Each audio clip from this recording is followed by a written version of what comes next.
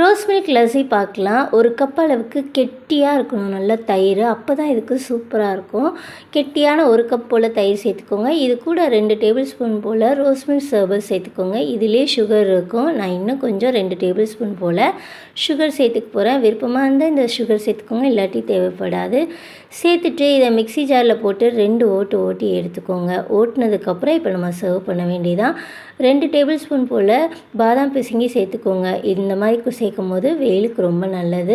இது கூடவே 2 table spoon போல் chia seeds சேர்த்துக்கோங்க. சியா சீட்ஸ்க்கு பதிலாக நீங்கள் சப்ஸா சீட்ஸ் கூட சேர்த்துக்கலாம்.